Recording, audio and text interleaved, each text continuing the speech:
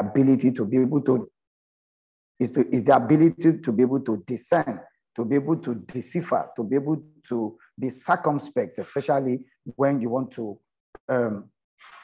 pass information, because a lot of people will rely on you. A lot of people will see you as a sure plug, like we always say in the local parlance, as a sure plug, you know, for authentic, for real, for genuine information. So it means that you have to be able to stay on top of your game every other time. And let me drop a marker here, that one of the best ways for you to be a good blog is to be able to research very well, is to be able to have a fair idea of what happens almost across all walks, you know, of human endeavor, especially across all diverse backgrounds, you know, of anything that you can think of. So it means for you to be able to become better, to become more adept in being able to dish out genuine information, in being able to decipher, in being able to separate, you know, fake news from real news, then it means yourself must be some reasonable level of reservoir when it comes to knowledge, when it comes to research, and when it comes to the ability to be able to drop what is real. So the first thing is what has led to the rise of false information, which we call fake news. It has become a hot topic since 2017. And, you know, traditionally, we've always had the traditional media, you know, the print and the newspaper for a long period until the widespread advent of the social media. So the internet as a way is seen as a way to publish, is seen as a way to be able to regulate or, you know, ensure that you have the right quality of editorial standards. So what really then is false information? A lot of things appear to be true sometimes on the social media. A lot of them are outrightly false, and a lot of them are sheer propaganda. Remember, there is a reason why everybody drops any kind of information on the social media or in any media whatsoever. Are they trying to achieve a predetermined end? Are they trying to drive traffic, you know, to their social media page? Are they trying to influence people, you know, to a predetermined end, just to ensure that, look, they're able to get the right kind of crowd, you know, to follow them? So you now begin to see some of the reasons why we have the rise of fake news. One of the key reasons why you have it is some push out certain kind of information to achieve a predetermined end. Some just want to be social media influencers, and they think that one of the best ways, you know, to become influential is to pass what is real or not real information so that people can begin to follow them, get some kind of background, you know, to what they want to achieve. And some too, maybe for political reasons, maybe some, you know, for religious reasons. But like I said earlier, the most important thing is your ability to be able to decipher, and to be able to decipher, to be able to separate falsehood from truth, is that you yourself must also be well grounded to a certain extent to be able to determine, you know, what goes on. So it means that one of the surest things you can do to help your career, to advance your career, to make your career better, is to be a sure plug for what is the truth at all times. Now, you may be wondering, what if you are misled? Then it is your responsibility to ensure that you are not misled at any point in time. And that is why you must read. That is why you must be able to research. You must know certain things. You must have a fair idea of what happens across different diverse fields, you know, of human endeavor. It's not what you achieve overnight. It's something that you have to be adept at. It's something that you have to be clever at. It's something that you have to make, you know, deliberate. You must be able to read once every day. You must be able to read as much as you can, because the wider your interests are, then the better for you in being able to know what is real and what is not real. And you begin to understand why the whole world today is afraid of the social media. I'm sure you are aware that a lot of countries are trying to ensure that we have regulations, you know, over the social media, particularly over and above what we've had in the traditional media space, in the print, in the electronic. You already know that those ones have some form of self-censorship. And of course, there are industry regulations. There are governmental agencies that go about regulating the operations of especially the electronic media, which is why you have the National Broadcasting Commission that regulates the business of radio and television. And of course, for the newspaper, you have the Nigeria Press Council that tries to regulate, the traditional media. So for the traditional media, you have two forms of regulation. There's self-censorship within the media organization itself in trying to ensure that, look, only correct news items, are pushed out to the public space. And of course, you have external regulation in terms of the Nigerian Press Council for newspaper and National Broadcasting Commission for the TV and radio station. So you begin to understand why the rise of fake news have been more, in the social media, because almost everybody now have an access, to Android phones, to so many platforms through which you can now begin to share, certain information. So the next obvious question is, how do you spot what is a false information? One, once you see an information and you are not sure about it, then you need to take a closer look.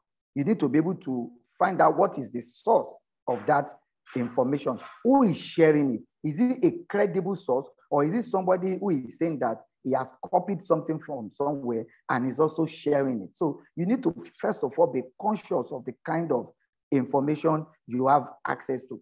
Take a second look. When you are not sure of anything, take a second look at what is going on. Is the platform credible? Is the medium reliable?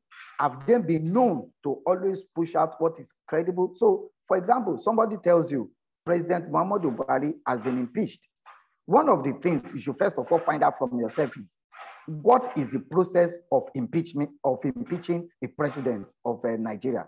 What are the processes? How long does it take, to be able to impeach the president of Nigeria? So somebody pushes out an information and he says the president of Nigeria has been impeached. You should have a second thought, because you need to have an idea. You need to have been able to read as to how impeachment processes are carried out. And when you know that an impeachment process is not something that happens in one day, it's not something that happens in 1 week, it's not something that happens in 2 weeks, then when you see that kind of information, you already know it is fake. You don't even need to ask anybody to know whether it is real or not. You already know that impeachment is not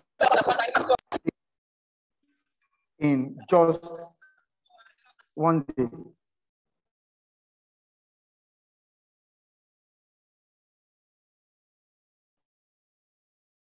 Hello? Hello? We can hear you, sir. You can be heard. Sir, you can be heard. Okay. So, so I was saying that how do you spot false information? I've just mentioned the first one, which always take a close look as to anything and take a second look. I give you an example of the president. And what does it mean to impeach the president? Somebody pushes the president of Nigeria has been impeached. You should take a second look at it and say, okay, how long do people take to impeach the president? You already know that the president is not this. You already know that there are not like impeachment process and operate anywhere in the sentence. You already know that new idea is safe. Another one, look beyond the headline. Sometimes the headline is completely different.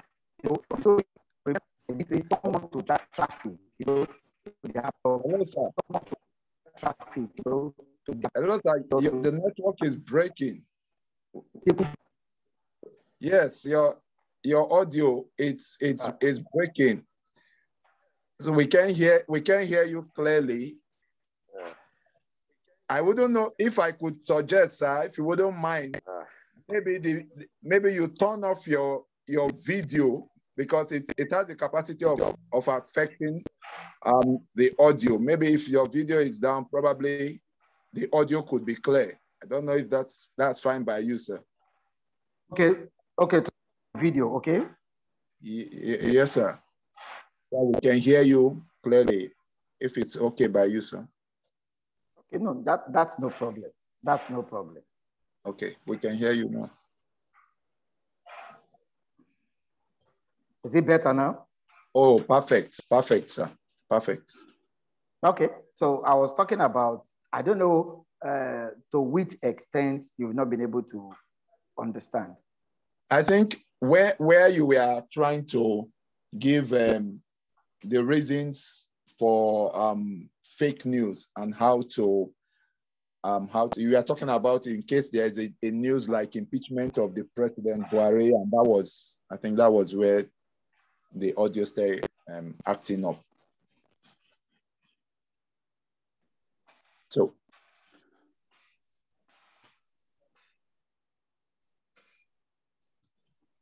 hello, sir, can you hear me, sir?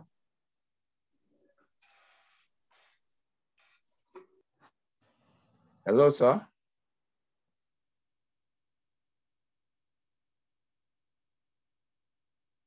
Wow. Oops. Guys, let's just hold in a bit. I think okay, our lecturer is still in the class. Maybe he's having network connection.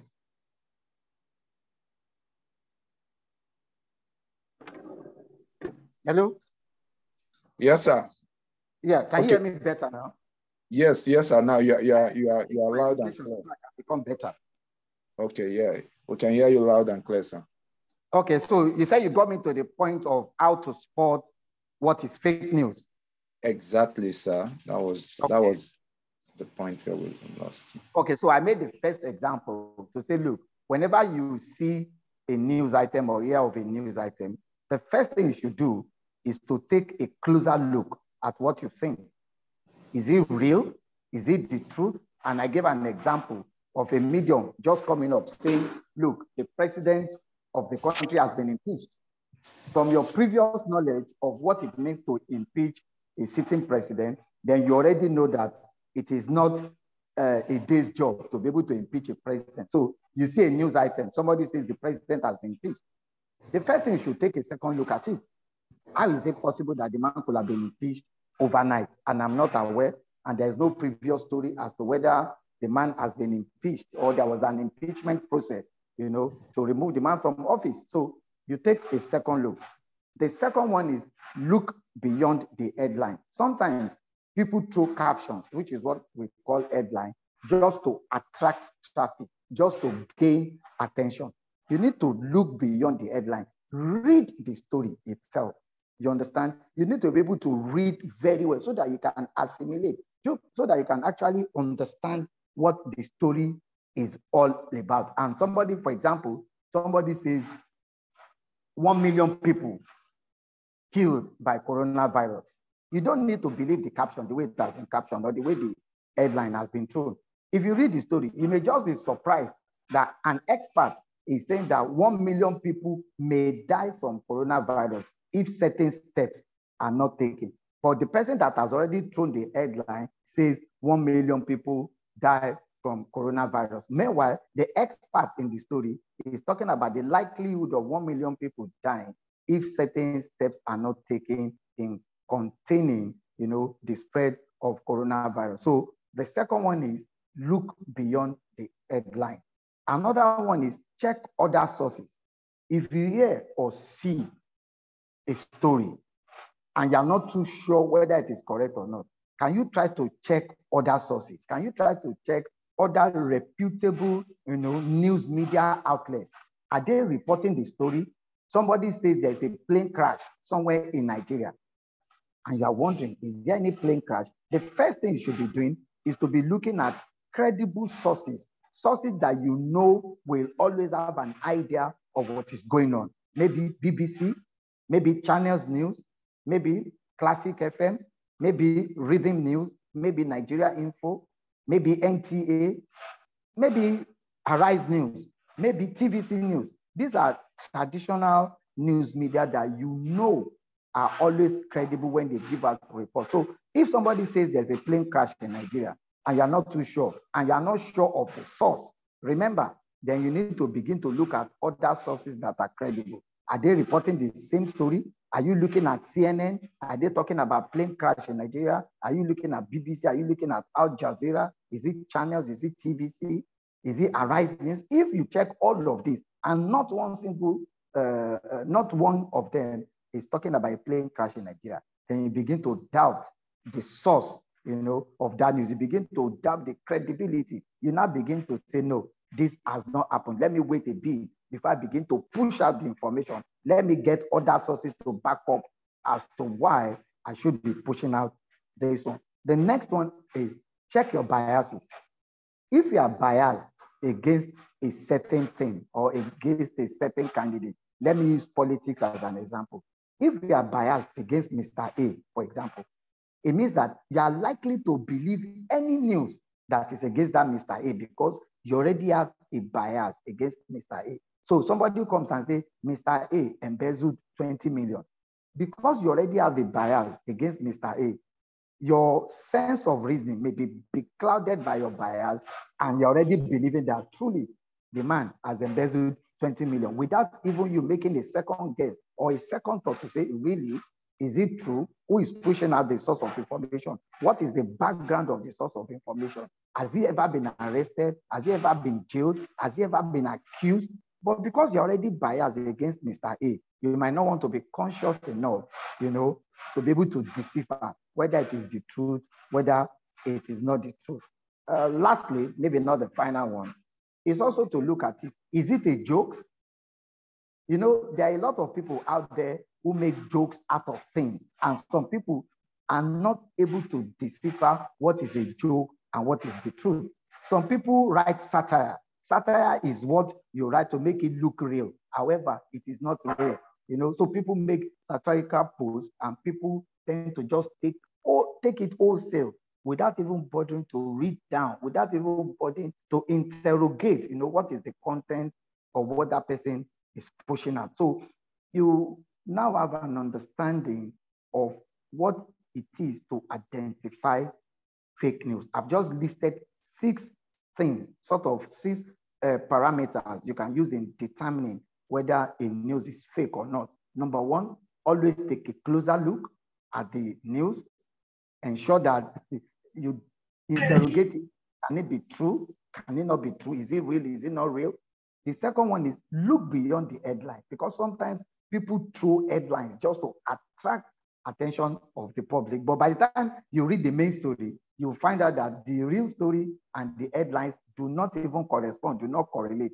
Some just do that in order to attract traffic. Another one is check other sources. If somebody says there's a plane crash in Nigeria, before you rush to push it out, before you rush to believe it, before you rush to share it to other people, first of all, check reliable sources that you know that will always push out what is the truth, what has actually happened, and all of that. Are you checking the Federal Airports Authority of Nigeria? Are you checking the Nigerian Airspace Management Agency? Are you checking the traditionally reliable news, media houses like channels, like NTA, like CNN, like Al Jazeera? Are they showing anything? Are they saying anything about plane crash in Nigeria? Are you looking at the Punch, the Guardian newspaper? Are you looking at This Day? Are you listening to radio? So if, for example, somebody says there's a plane crash and you go to about 10 different reliable news channels and not a single one is talking about plane crash, then please doubt the authenticity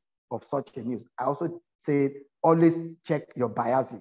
If you have a bias against somebody, the moment they push out anything against that person, you already believe it because you already have a bias. So you must always check your biases. So no matter how much you dislike somebody, even when a news item is pushed, against such person, please leave your bias behind and first of all, dig about the fact and find out whether it is true or not. I also talked about a lot of people make jokes, People just want to make a joke and attract traffic, to their sites, to their blogs and all of that, Twitter and Facebook pages, all the social media platforms. So always read very well to be sure whether the person is not cracking a joke or not, or is not making a satire, make something look real. In actual fact, it is not real. It is just the opposite of what the person intended to do. So at this point, I will let people assimilate a little bit and probably ask questions. All right, thank you so very much, sir, for this first intro part of the lecture. So, guys, please, if we have anyone that have a question in our usual manner, please could you indicate by a show of hand so that we could give you the floor to ask your question. So far, our lecturer has taken us during the first milestone of his lecture. So if there's anyone that have a question in respect to what he has said so far, you may indicate by a show of hand so that you can be given the opportunity to want to ask your question. Okay, so while maybe my colleagues, they are trying to process their thoughts and come up with their question, maybe I should begin by asking that what are the punitive measures that could be taken, or are there regulations that could be taken to checkmate fake news when it's been propagated for the wrong reasons? I don't know if I'm clear with my question, sir. Yeah, I think you're already aware, like I said in the course of that lecture, there's what is called the National Broadcasting Commission. That is the federal government agency responsible for regulating the TV and electronic industry. Okay, sir. Okay, just that. Okay, so for those that are not, for instance, you have bloggers that they may not necessarily be trained media personnel, and they just go out there and they put up fake news. What's the remedy around those set of persons? Of course, the clear remedy is to head to the court. The Constitution of the Federal Republic of Nigeria guarantees the right of every Nigerian to access the court. You can sue the person to court. I'm sure you are aware that one or two or three or a couple of people who have posted fake news regarding certain personalities in the society have been made to pay for it. You can take the person to court. And I'm sure a lot of people say, oh, Nigerian court, you can be in court till eternity. But then people do get judgment from the court. So I could say, look, one of the first things you should do is to take the person to court if you feel so, or alternatively, you write, to the person and say, look, I've been injured or I've been demeaned, by this publication you did, and I'm demanding that you retract it with an apology. And we've had situations where bloggers are about to do that when they see the reason that, look, what they've actually pushed out is fake news. So one, you have the right to contact your lawyer, write to the blogger and demand for apology to be published right on the page of that blogger. Or you can go as far as heading to court to sue for damages. And of course, if you're able to prove your case in court, you'll be awarded the substantial damages, especially as regards to character assassination and all of that. Okay, thank you so very much, sir. I think it's well understood and digested. Okay, so Mr. McDonald Samuel, I could see your hand up. Could you turn on your mic and ask the question? All right. Good afternoon, sir. Yeah, good afternoon. Okay, I want to ask a question regarding this. As we have freedom of speech and freedom of journalism with laws containing them. My question is there any database containing the names of those practicing journalism for easy tracking or checkmating all their posts for public consumption? Well, we have what we call the Nigerian Union of Journalists, and that is strictly for those who desire to be member of Nigerian Union of Journalists. So for the NUJ acts its membership register. They are present in all the 36 states of the Federation, in addition to the FCT. So for NUJ, it's easy for the NUJ to be able to track its members and know who has written the story, because in every media house, especially the traditional media outlet, there is what is called the news editor. There is the editor. There is the line editor. So you can imagine the number of people that your story has to go through before it can be used, either in newspaper, on television, on radio. So you already have line editors. You have the news editor. You have the editor. So if all of these three people fail to see, to query the authenticity of a story, then you can begin to understand that it's very easy to track who should be held responsible. But for those that are bloggers, there is no association, no law at the moment that makes it mandatory in Nigeria that for you to be a blogger, for you to be a social media influencer, that you must register with the Corporate Affairs Commission so that they can regulate, they can authenticate what you claim you'll be doing with your blog. There is no such law at the moment. So it's difficult to have a database of bloggers, social media influencers, and all of that until we have a law that makes it mandatory that you must register a corporate organization to be able to blog, to be able to tweet, especially if you want it in terms of news and all of that. So the only, should I say, the only regulator here now are the law courts of the Federal Republic of Nigeria, which every Nigerian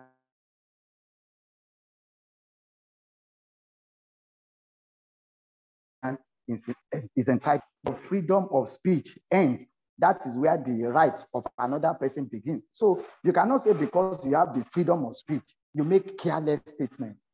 Remember, the law courts are there to punish you for making unsubstantiated claims. Reliable blogger, media person, or whatever you want to be, you must always be sure of the kind of information you are pushing out. Thank you so very much, sir. Mr. Samuel McDonough, I hope your question has been properly attended to. Yes, with that, Mike.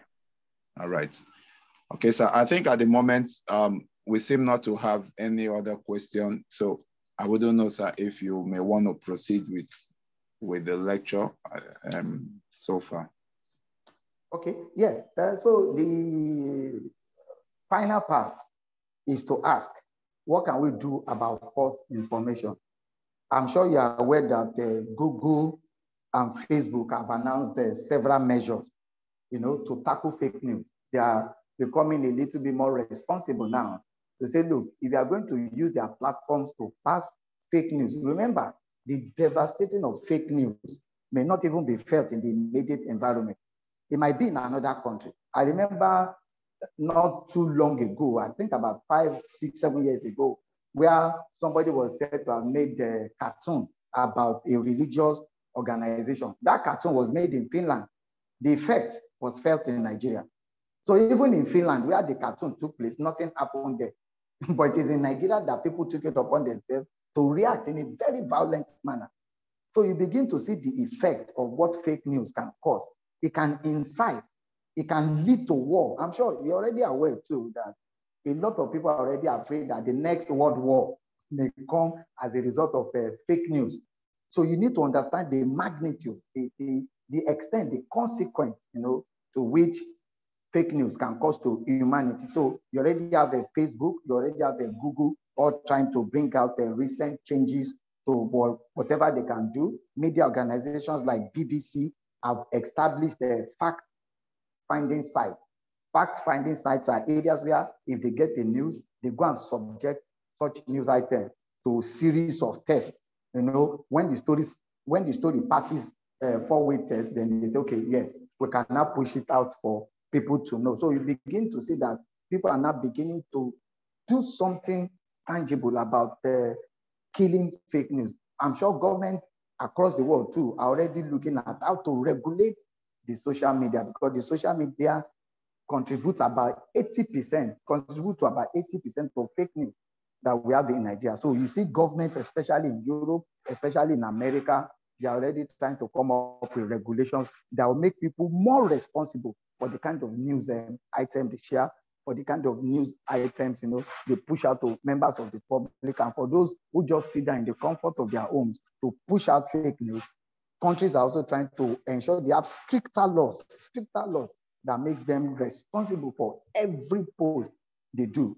I'm sure we are all aware too that WhatsApp has also come up with its own measures to contain, forwarding, of messages. You forward from one person to the other. Now, if you forward what is fake news, WhatsApp is now able to determine the originator of that fake news. So it means they are now trying to give responsibility to more and more people. Remember, we had problem with Twitter in Nigeria. Twitter was banned for, I think, for more than 1 year in Nigeria until they had to find a way to settle with the federal government of Nigeria. So you begin to understand that governments, individuals, organizations are now trying to rise, to the occasion to try and curtail, the spread of false news. And it must be stated here that, look, as the rising media stars, we must be able to interrogate a lot of things. We must read as wide as we can. I stated it earlier.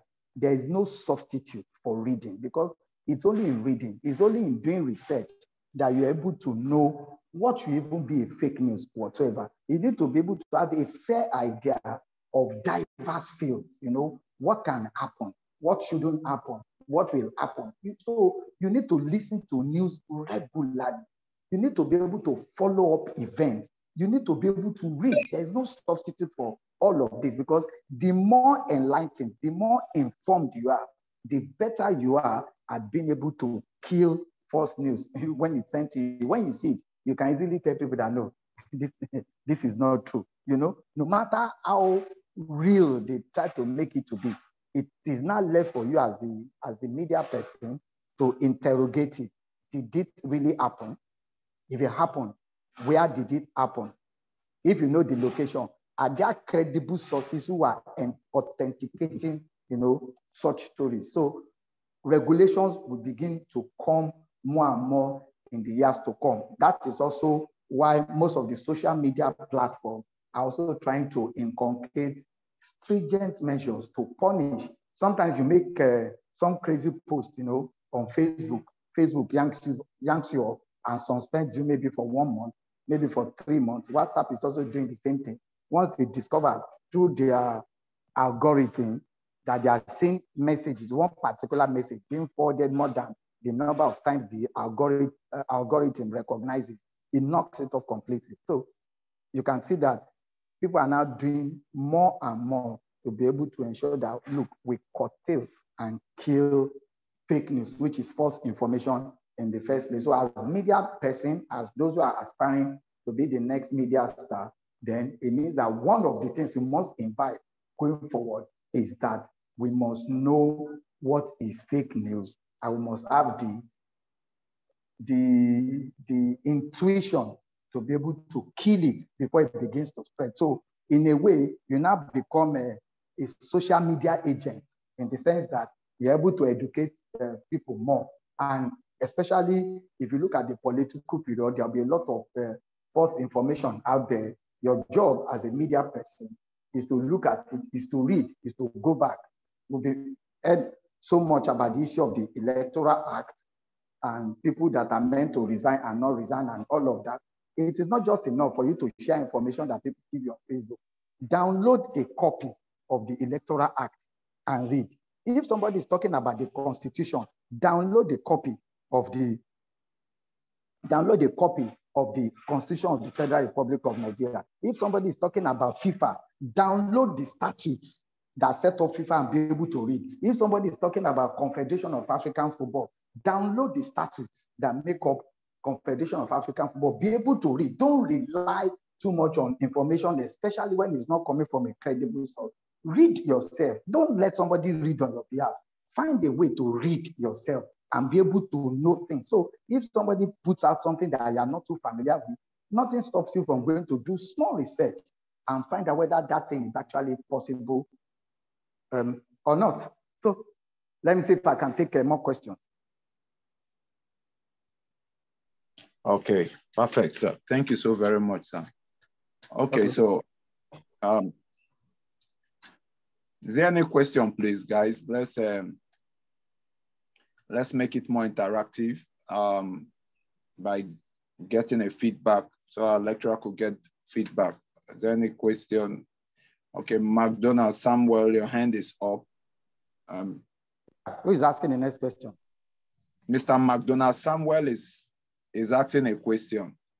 Okay, can I hear him, please? McDonald, can you turn on your mic and all right, thank you. Thank you, sir. I want to ask a question based on this similar fake news that I experienced sometime. Like Jump once said that was it Jump or Air Force was saying that they should ignore any news of recruitment on their into Air Force. Now, what I'm asking, is there any measure to track out those who are using similar domain names? Because sometimes you find out some similar domain names being used by different people, and which as such create a lot of issues in the digital journalism. So is there anything being done on that to track out that similar domain names?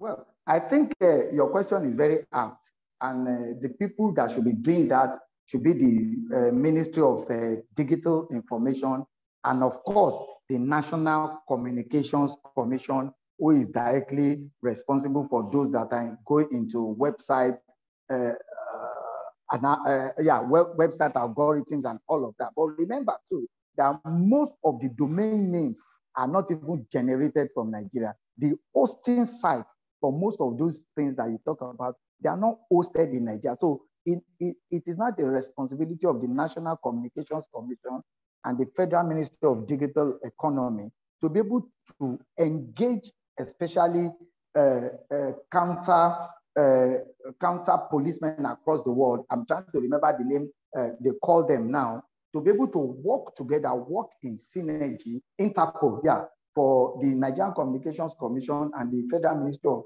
Digital Economy to work with Interpol and find a way to track down these people. Remember, we have a lot of people who are involved in a lot of Ponzi schemes. And when you get to discover, how they've been able to carry out some of these things, then you find out that they have some reasonable level of cooperation with hosting sites that are not based in Nigeria. So I agree with you. There must be stronger measures from the Nigerian Communications Commission, from even the DSS, the Director of the Department of State Security. Remember, we have a lot of terrorism across the world today, and some of the ways through which terrorists are able to carry their activities is that they need funding. And part of the ways they can get funding is to go into schemes that can, dupe people of their hand-earned money, or maybe make people to pay money for something, and in the end, it doesn't work out. So I agree with you. We need the DSS, we need the Nigerian Communications Commission, we need the Ministry of Digital Economy to work with Interpol and ensure that we're able to kill off all the people that are into such things. All right, thank you, sir. Okay, is there any other person, anyone else that have a question, please? Is there a feedback? Is there anyone that have a question? Maybe questions, comments, observations, anything. Yes, questions, comments, observation, a feedback from the lecture we've taken so far. Okay, so I want to say, I have two questions. Let me share my thoughts around it. Okay. It's of course true that fake news have done more harm than good to a country. We recall when the federal government clamped down on the microblogging site Twitter, and we knew all the operas that it caused.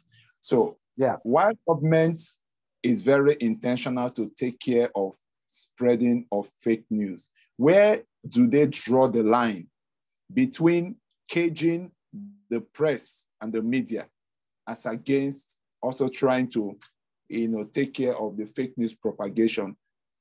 How do they draw the line without using laws to cage the press? We saw how the press also came out to say that the clamping down of the Twitter site was more like you are trying to cage on freedom of expression and freedom of speech from people. So how do government, where is the distinguishing line that is being drawn between caging the press and people expressing their opinion as against spreading of fake news? That would be my first question, sir. So maybe you will. Okay, brilliant point, brilliant question. Now, there's a thin line between caging and not caging free speech. Free speech is under the International Charter of Human Rights, freedom of expression. I agree, we all agree. Government also recognizes there must be freedom of expression. Now, the best way to defeat government, because government is powerful anywhere in the world, they hold the reins of power. You understand? They have the ability to enforce laws. Everything is in the hands of government. So what do you do in this circumstance? It means that the best way to continue to enjoy your fundamental human rights of speaking is not to do things that are fake. It is for you to also restrain yourself or refrain yourself from pushing out what you know is obviously fake. Somebody wakes up in the morning and says 50 policemen were killed in the Northeast today. You know it is the obvious lie. So why push out fake information? You understand? So there's a thin line between what constitutes what is legitimate, what is right, what is your freedom of expression, and government clamping down, you know, on such a media organization. So it means that the best way for you to stand and separate the line between you and the government is that you consistently pursue or share what is the truth. Anything you are not sure of, don't share it, don't push it out. Like we always say, you might push out something that is fake. It might not affect you, but you can inflame the country.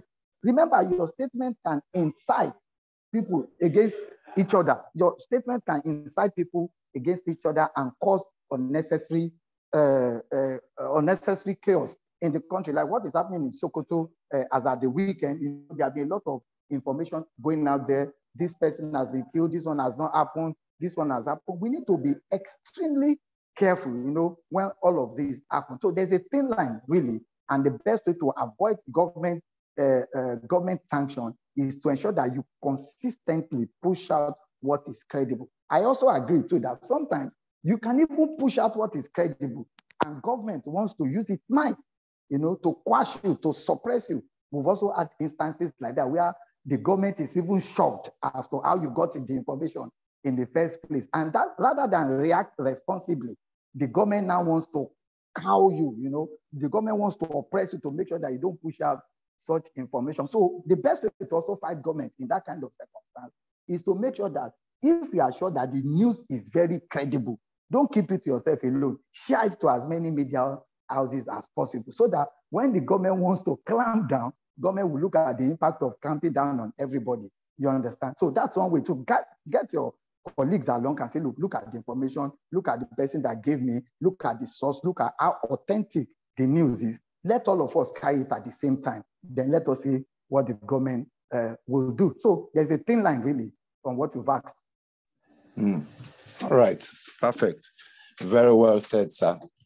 Your second question. I would just want to do a follow-up question to this. Okay. Still in line with sanctions and punitive measures around this.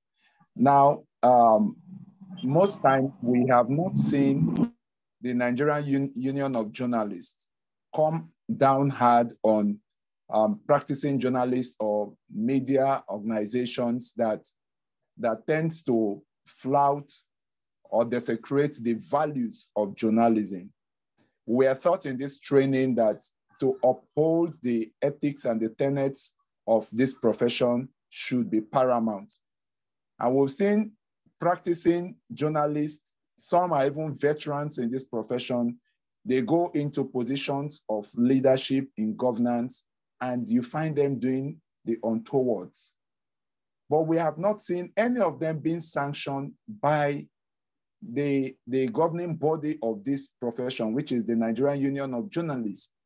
We also see print houses that sensationalize stories on headlines, to just tilt opinion. And we've not seen any sanctions being meted out on it. Is that supposed to be the right thing, sir? Okay, now, there are two things that are involved there. You have somebody who is the publisher of the newspaper. Is clearly a businessman. Then you have people that are members of the editorial department who are journalists. Now, we found situations where some people, for political reasons, decide to go into newspaper publishing. And I don't want to mention names there, but we have a lot of people who are in politics today who are known members of the two major political parties who are into publishing. And of course, sometimes the likelihood is that they want to do certain things to tilt their editorial content, in favor of their political party. That is not a crime. There's no crime in that. Crime will only be committed when what you are pushing out is clear falsehood. Remember in one of the things I told you earlier, that if you have a bias towards certain things, towards Mr. A, for example, the chances are that you will only look for negative things against Mr. A. So I agree with you. You can accuse some media houses, maybe electronic, maybe newspaper, maybe television house, of having certain biases. Maybe they are more inclined to using the news, of one particular, maybe political party or one particular politician. There's no crime in that one, for as long as they are within the tenet, of journalism. And you find situations where the National Broadcasting Commission has had to come out to say, look, during this political period, you must give equal opportunity to all political parties. And you know why the NBC is doing that? So that media houses don't concentrate maybe on just the two major political parties to the exclusion of 30 other political parties or thereabout. So you clearly, and I admit, have a situation where you have some media houses being biased, maybe having a slant. Do not blame them. That could be due to the ownership of the paper. Remember that the owner of the paper is clearly a businessman and is out to make money. But in terms of sensationalizing news items, we've had situations where people have had to report to the Nigerian Union of Journalists, and these members have actually been sanctioned. And that is not to say the system has been 100% perfect. Of course, we've had some loopholes here and there, but by and large, if you want to put it, on the balance of scale or in the balance sheet, I would say that, look, the positives in terms of self-regulation from the Nigerian Union of Journalists is over and above what I would say are the deficits, from the balance sheet, if you want to look at the balance sheet. Then you also talked about certain media professionals, veterans for that matter, who take up government appointments and they become something else. Remember, the moment you take up government appointment, you cease to be a journalist for that period because you are now an employee of a government. And remember, government, when you understand the public relations very well, you know that government will tell you some truth and tell you some lie. That is governance anywhere in the world.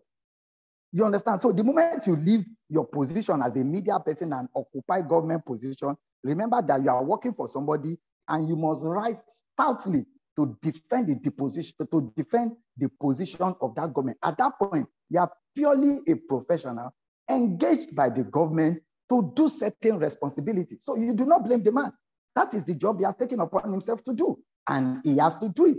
The day he's tired of doing that job, or the day his employer sees that he is no longer effective, he fires the man. So at that point, you're a professional. You are no longer a journalist who should determine whether this is good or this is bad. You are defending the position of the government you're serving in.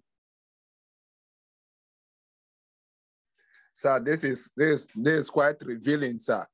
I must say, I've never heard, at least I've learned a new thing that the moment you become, you take up position in government, you cease to be probably an active journalist on the other side, and you focus on your employee's role. Okay, that's quite interesting, sir. Okay, wow, this is a long question. There's someone that dropped in a question here.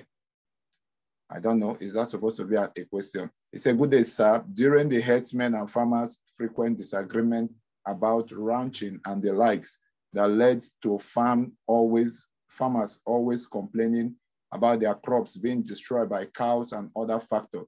And newspaper headlines do carry some figures of people being killed and farms being destroyed. The federal government, through its media agents, do come out to debunk those figures being spread by the news outlets, saying the figures being published by media houses are fake news and not true. How then do we know who is saying the truth or not? The Lekki toll gate shooting is a perfect example. The Minister of Information and Culture coming to say that no one was killed. Which should we believe? So that's a question that came from one of the students here. I hope he heard me. Let me quickly attend to the issue of the Lekki shooting. You know, the issue of the Lekki shooting is very controversial. It's one of the most controversial events in Nigeria's history. And let me say that the best way to prove whether something happened or not is to produce evidence. I'm sure you know, I'm sure we all know. If you accuse me of stealing money, for example, the law court says that you must prove my guilt beyond every reasonable doubt, beyond every shred of doubt. Remember, if you take me to court that I've stolen and you call 5 witnesses, and out of those 5 witnesses, just two are not agreeing with the rest of the 3 witnesses, I'm sure you already know what the judge will do. The judge will tell them and say, look, gentlemen, you brought 5 people before me, and all of them don't seem to agree on the kind of accusation you are giving this man. I'm sure you already know that your case is going, because there must be concurrence. There must be concurrence of evidence. Now, in Lekki shooting, we have said 100 people died, 50 people died, 70 people died, 40 people died. Remember, in altering the figures of the people that you claim died, you're already introducing doubt into the authenticity of what you are pushing out. That is the first thing that is already killing whatever must have happened in Lekki. The first one said 79 people died. I think the next publication said 50 people. The next one said 20. Finally, they said 15. Now, the question we should be asking ourselves as neutral people is, okay, which of the killings do we believe before we even start our investigation? Let us even assume and consider and agree that people died. Have we been able to talk to the families of those that died? Have they been able to give you evidence to say, look, my son, my daughter, this one is missing. Look at her picture, look at her name, look at the day she left, look at it. Even the report set up by the Lagos state government is even more controversial than the Lekki shooting itself. So where do we go from here? The only way to go forward from here is to leave both government and panel set up. It is to now begin to interview and interrogate those that were present that day. So it means it is not left for you now as a media person to now begin your personal investigation. Are you going to go to the site? Do you have names of those that were present on the day the Lekki shooting took place? Have you interviewed them? Remember, BBC has come out with their own interview. CNN has done its own interview. Every single report out of Lekki shooting has been very controversial because hard evidence, incontrovertible evidence, have not been availed to Nigerians and the rest of the world. So that issue remains controversial. So when an issue is controversial like this, don't quote yourself as the source. Quote people who have said so. For example, if I'm doing a report on Lekki shooting, I will say that, look, the federal government of Nigeria has denied that anybody died during the shooting. However, Olalekan, Mr. Emmanuel, Mr. Mark, who were present at the Lekki toll gate, have rubbished federal government report, saying that they saw corpses with their naked eyes on the floor, dead. Remember, it is not just saying that they saw the corpses on the floor dead. Then you as the reporter now, if you say they died, who confirmed them dead? That's a process. That's why if you go to court and say Olalekan has killed somebody, the court will ask you, where is the body? Remember, where is the body? So they're asking you, you say I killed my younger sister. Okay, where is my younger sister's body?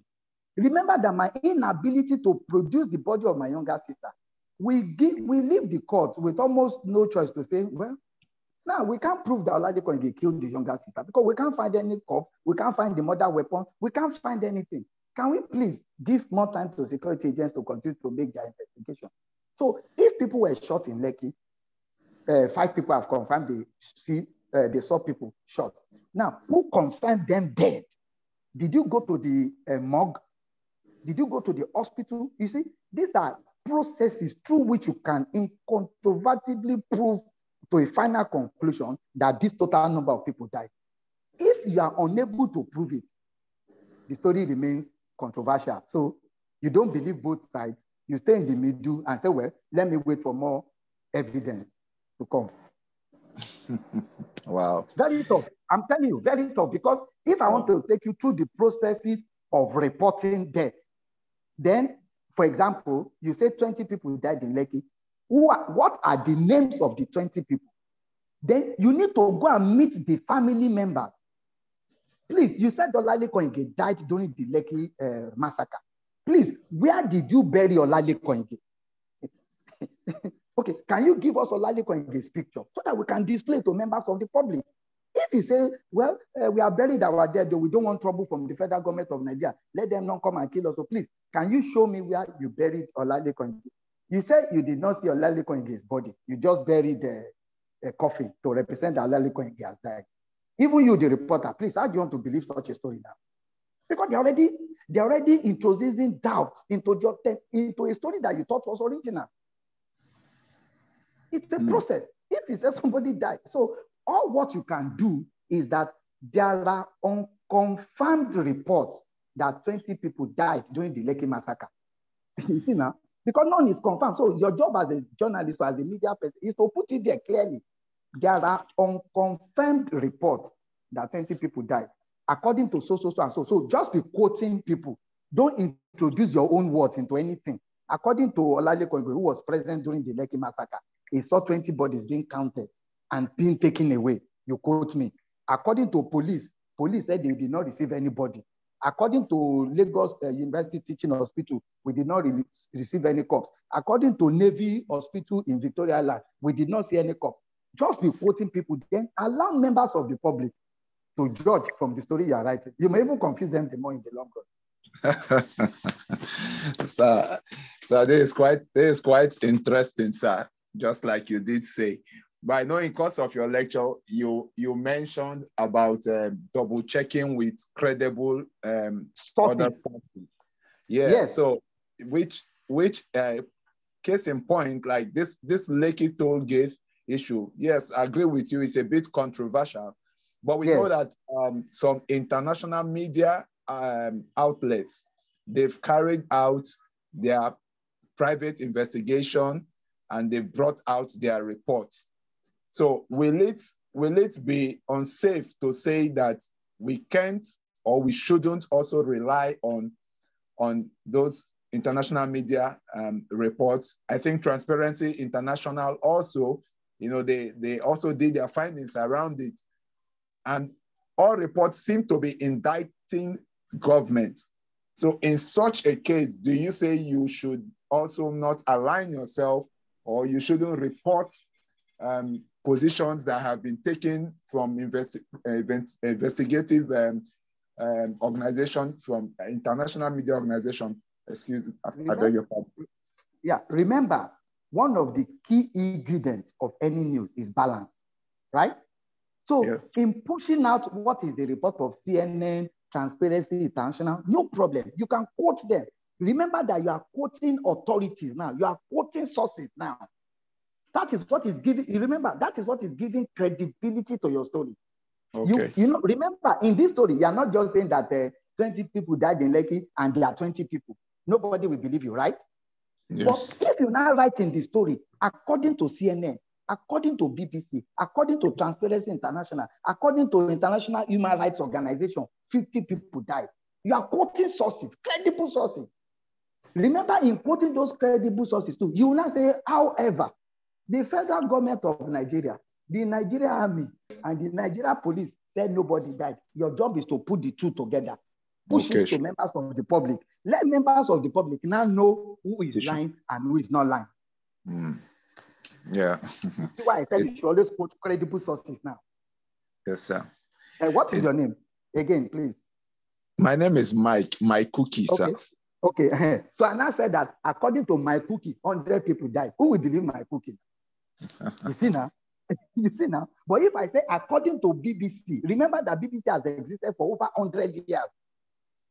So when I quote a source like that, people will say, no, BBC of 400 years. No, now they can't try this kind of thing now. CNN has been available for 70 years. No, they can't try this kind. You see how credible your sources are now. But you go and quote one my cookie. Then people ask you, please, who is my cookie? Then the day they come and interview you, ask, you say, well, I was not actually at Lekki that day. It's my friend that told me. You see there's trouble now. Well said, sir. Well said. I think I think the point is quite noted, sir. We have a couple of questions here on the chat. Someone is asking, and Nicholas is asking, good afternoon, sir. In a case where fake news is being spread anonymously on the internet, how do the government or journalism agency arrest such situation? Anonymous, yes. You can't be anonymous. Remember that remember I told you earlier that Facebook, Twitter, WhatsApp, and all of them are now trying to take stricter measures. Remember that when you register your Facebook page, Twitter, they ask for your phone number. I'm sure you remember that you put your phone number. And some of the social media platforms now are very soon, you will not discover that they are now asking you, in addition to register your phone number, you must also upload your government recognized ID. You can see that the measures are coming gradually. Some of them very soon, I think in the next 1 or 2 years, for you to be able to open or operate your social media site or handle, you must put your government recognized ID, meaning is either you are putting your voter's card, your national ID card, your international passport. You can see that the measures are coming gradually. So this issue of anonymity may not be there for long. So you may be using a first name on Facebook, but your government recognized ID is with Twitter or Facebook or WhatsApp. So that the day government wants to hammer them, they will quickly disown you and say, Oga, see the person that posted it. We want him, he didn't agree. Look at his details. Go and arrest him. You see how they will disown you now? Because those people try, their platform, and they are alive because they want business. And they won't want people who went to peddle falsehood to damage the integrity of their platform. Remember, there are a lot of companies value the integrity of their name. They value the brand name, and they don't want it to be associated with scandal or anything. So very soon, anonymity may no longer happen. And if at the moment you want to continue to use anonymous names, remember, you can be tracked. With improved technology, you can easily track. Remember that for every of the, for every data you use, there's a number that is specific to you and can be tracked. I'm sure you know. Yeah. Yes, sir. Okay, beautiful. That's well taken. That's well taken. I think the last question on the chat here from Adolfo Steven, he said, Transparency International, which is Transparency International that always tackles the federal government. Do we say they are biased? He's asking a question, sir. No, you wouldn't say Transparency International are biased or not biased. The best way to prove bias is that if, for example, I say my cookie has 10 wives, then somebody else goes to make investigation and say, truly, my cookie actually has 10 wives. Is there any bias in it? There's no bias. If Transparency International says that Nigeria is among the most corrupt countries in the world, do you need to go to Google to find out whether it is true or not? Because there are some things that are obviously the truth. Even the federal government of Nigeria has admitted that corruption is one of our major headaches. So when Transparency International says Nigeria is among the most corrupt countries in the world, do we need to say that they are biased? Rather than accuse Transparency International of being biased, we should rather come home. I'm sure a lot of us are on the road every time, and we see the amount of checkpoints that are on the road, and you see how much money they are giving to policemen on the road. Do we need Transparency International to come and remind us that we are who we are? No, there's no bias in that one. Absolutely. Okay, that's perfect, Mr. Adolphus. I hope you got that loud and clear. There is no bias. Although, sir, I have never seen a government in this country that is very comfortable with the press or with the media. Most oftentimes, they are so afraid of the press, and that's why up till now the Freedom of Information Bill is here to be assented to. What could be done? The Freedom of Information Bill. No, let me quickly correct that. The Freedom of Information Bill has been assented to. It's an act, as I talked to you today. It was assented to by President Goodluck Jonathan before he left office. So there is actually the Freedom of Information Act. It's an act. Okay, sir. Okay, sir. But very often we don't see a free flow of information even from government side. You understand? And can you hear me, sir? Hello?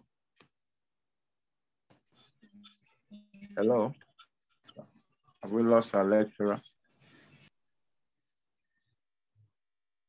Yeah, McDonald Samuel, I see your hand. You'll be given the opportunity to ask your question. It seems I'm afraid we're having network challenge with our lecturer. It seems to have lost his connection. Let me see if I could reach out to him. I still hear him.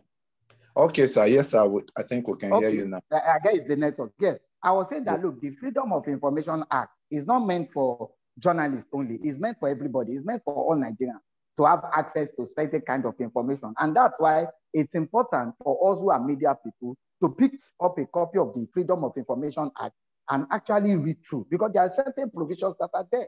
The law says that, look, you can write to a ministry or a federal government, department or agency seeking for certain information. The law says that if after 7 days or 2 weeks, you don't get a reply, from that ministry, department, and agency, you can approach the court to get the mandate of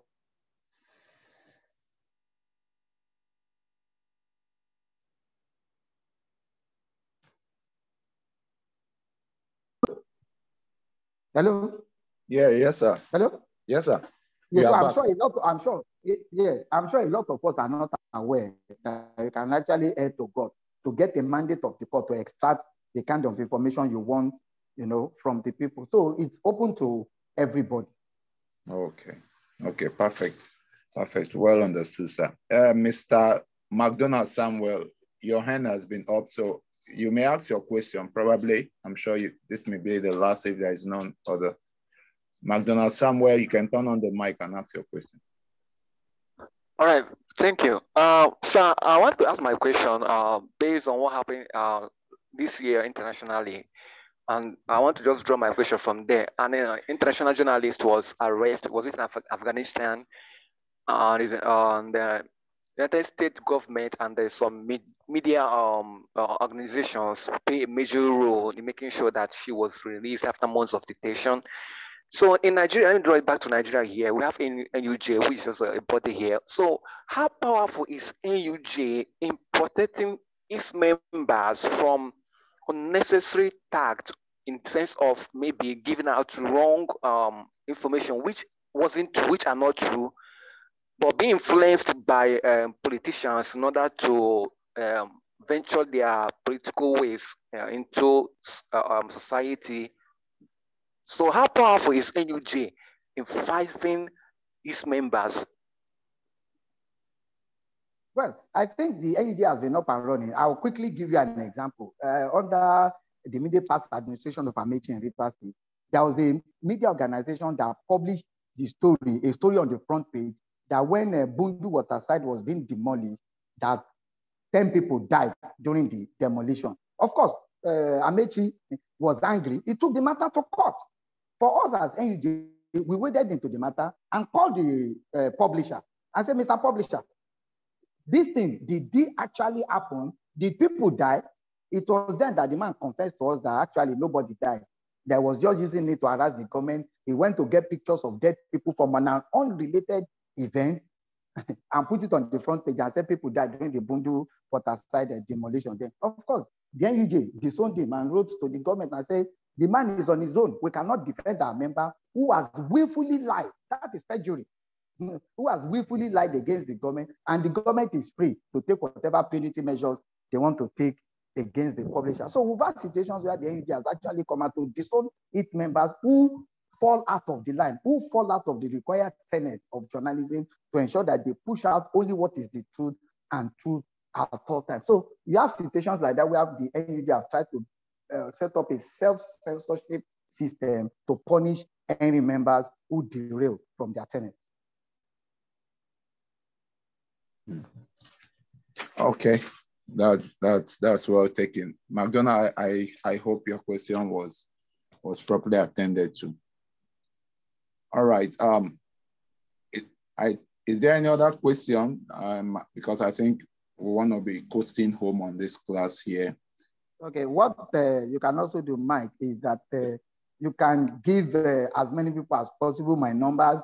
If they have any other question, they can call me at any time or send me a WhatsApp message. I will do well to also respond anywhere they have challenge. Okay, sir. Okay, that's well. That will be well appreciated. Okay, so in the time being, Mr. Itari, thank God, your hand is up. Could you quickly ask your question? Okay, thank you, sir. Can you hear me, sir? Yeah, I can hear you. Please, I want a clarification. You made a reference to satire, if that is the pronunciation. Okay. Yeah.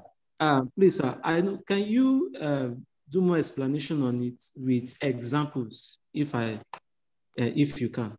Thank you, sir. For example, I can say that President Muhammadu Buhari is the best president in Nigeria's history. I'm sure you know that I'm joking. You understand? Yes, sir. Yes, sir. That's a typical example. I tell you that, look, Nigeria is the best country on earth. You know that I'm joking. But if I push it out and say Nigeria is the best country on earth, then you start sharing it to people. Of course, you attract insult and scorn from people because you that is sharing the news, you should know that Nigeria is not the best country on earth. But I'm just saying it in a satirical form. You understand? It's a joke. But except you're able to decipher the meaning of what I'm saying, because what I'm saying is actually the opposite of what I'm putting out. If I'm saying Nigeria is the best country on earth, remember that the opposite is what I'm saying. The opposite is that Nigeria is one of the toughest countries to live in on earth. But I'm putting it in a satirical format. That's the way to give you the best example, saying the opposite of what you actually mean. That's the meaning. Well taken, sir. Yes. Well understood. Mr. Tangod, I hope that has been well answered. Okay. So, sir, I would want for you to probably wrap up your thoughts and maybe give us your closing remark. That's if you are done with the lecture, sir. I think the best thing is just to say, look, for us to be the next media star, we must run away from fake news. We must run away from peddling what is not the truth. For us to be able to know what is the truth, then we must learn to interrogate it. Where did it happen? When did it happen? How did it happen? And who made it happen? Those are basic things that you need to interrogate in every story. It is not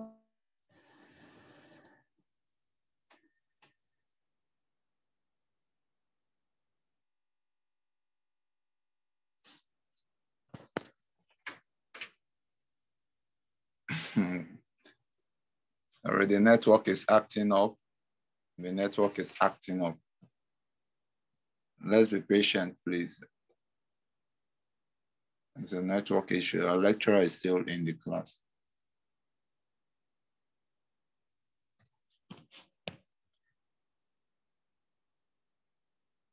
Hello, sir. Wow.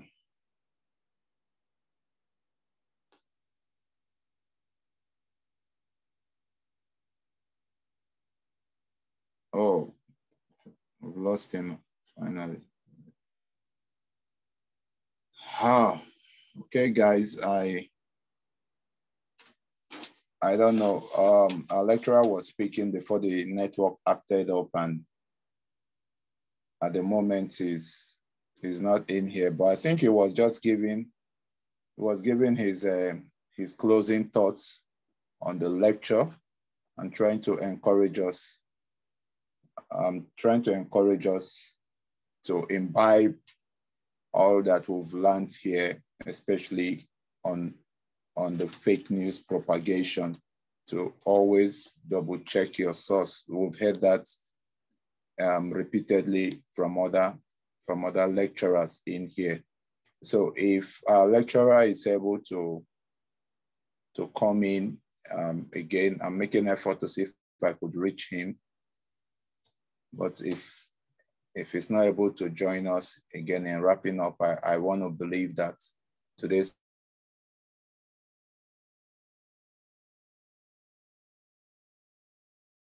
looking quite, so I'll see if I can get our lecturer in a couple of minutes, if the network would allow him to come in. Other than that, we know the needful to do after this class, right? We should drop in our responses and our learning points from this lecture. Okay, so just give me a minute or two. Let me see if I can be able to reach out to him so we can formally and properly end the lecture. So these are the challenges that comes with the network.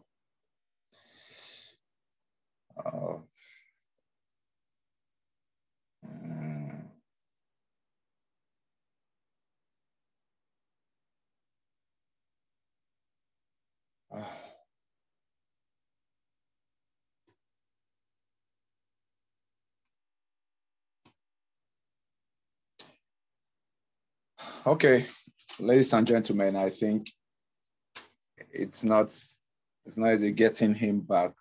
I'm trying to reach him also, but I'm not also connecting. I think it's really a network thing. So at this point, I want to say maybe we'll drop the anchor here for today's lecture. I want to appreciate every one of us that was able to make it. I believe that we've learned a thing or two from today's lecture, and it's going to add to our building process. Okay, so while we exit the class, let's remember to do the needful, drop assignments in the WhatsApp group. Okay, so that will be all for now from me. Do enjoy the rest of the day. Okay, thank you guys.